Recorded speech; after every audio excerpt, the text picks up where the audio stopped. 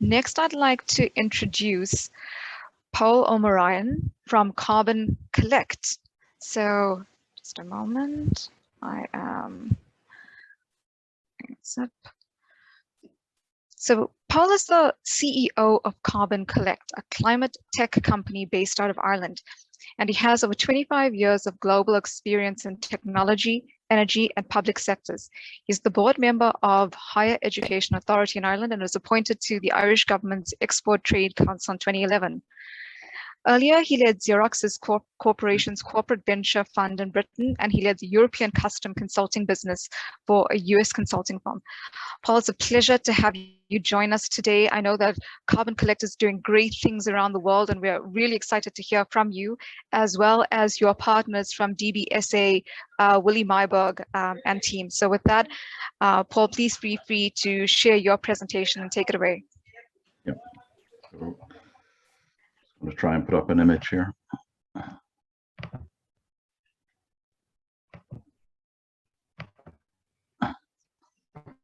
Hopefully you can see that. So great to be here today and look forward to meeting some of you in person.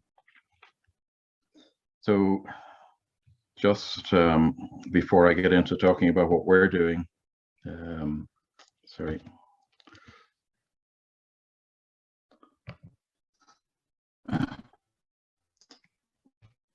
So I don't know if you can still see that image or not.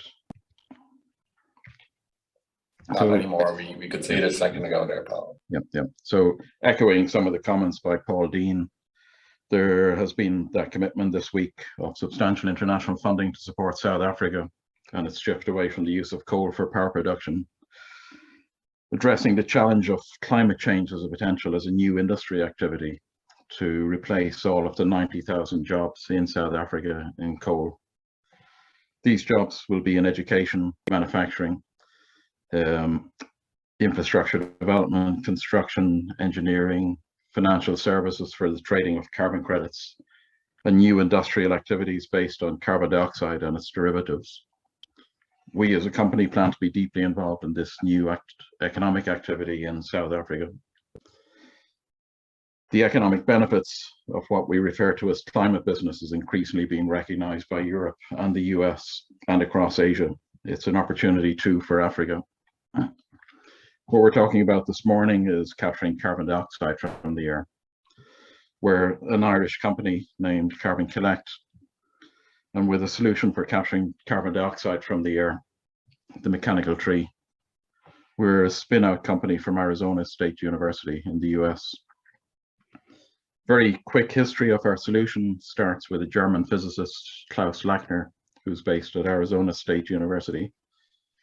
Klaus is the pioneer in capturing carbon dioxide from ambient air and was the first to suggest capturing carbon dioxide from the air in the context of addressing climate change.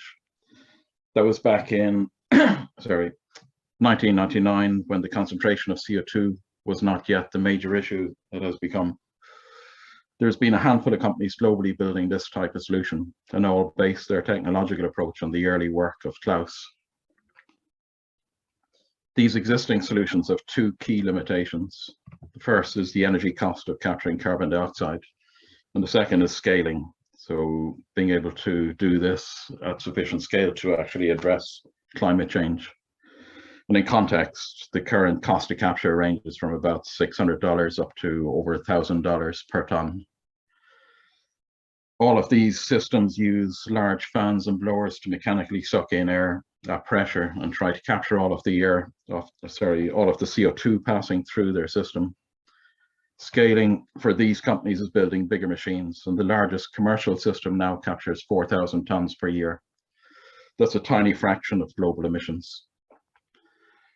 The mechanical tree uses no energy to capture CO2. We have a thin column that stands in the wind and captures CO2 as the air blows past. It's barrel-shaped, as I showed you there. It's about 1.5 meters in diameter and about 2.5 meters in height. When we're catching CO2 from the air, this column extends like an accordion to a height of about 10 meters. Sorbents on a stack of 150 discs acts like a magnet to CO2. We skim the CO2 from passing wind and not try to capture all of the CO2 passing near the machine. After about 20 minutes, the column drops down where we run a low energy process to release the CO2. The process repeats about 20 to 30 times per day, depending on the local weather conditions and wind speeds. Each machine will capture around 82 kilograms per day, and a cluster of 12 will capture a ton. We can install these machines alone or small numbers for capture and reuse of CO2. This can be used for manufacturing carbonated drinks or beer in industrial applications and in agriculture to replace fossil fuel-derived carbon dioxide. So that's typically in either vertical farms or greenhouses. Scaling will follow a similar approach to solar farms, where we will have tens of thousands of these mechanical trees on a single site, where the captured CO2 can be pumped under the ground for permanent disposal.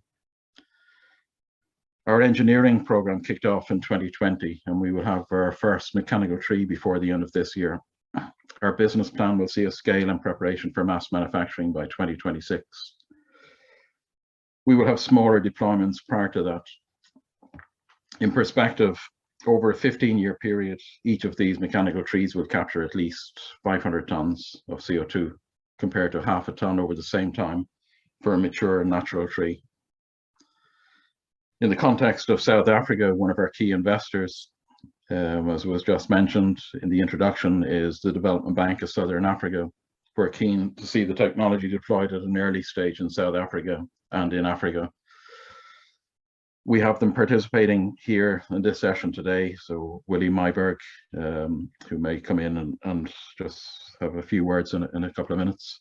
Alongside this work on the mechanical tree, we're collaborating with DBSA to create an academic research partnership or partnerships between South Africa, Africa, Europe, and the US. In this context, Arizona State University has an initiative known as the Global Futures Laboratory, which spans 560 climate scientists across the breadth of sustainability. We're talking to a number of Irish universities, and in South Africa, we have been talking for the last year and being involved with CSIR. And we're looking to engage South African research institutions over the next year and into the future. If any of you are interested in what we're doing with our technology or to engage in our research initiative, myself and Willie Myberg of DBSA will be delighted to connect. I'm very happy to take any questions later on. If you'd like to come in and just say a few words, Willie. Yeah, thanks, Paul. Morning all. Just to confirm what Paul said there, we saw the technology as an early mover in terms of having the ability to, in the long run, 2026 being mentioned, to make a dent in the amount of carbon in the atmosphere. And obviously our business case is premised on the green dividend that we see for this. So why we in this company, we invested early stage equity. And we did that for the sake of climate change and the green dividend that we expect. Commercially, obviously, there will be dividends and there will be some form of return. But the reality for us is we want to make sure that when this gets off into mass production, that Africa and South Africa specifically is at the table to be part of this early mover process.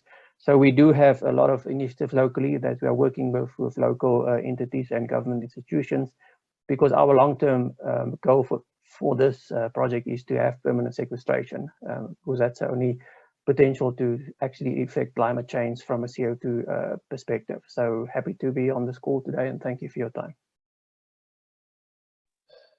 Thanks very much, Willie and Paul as well.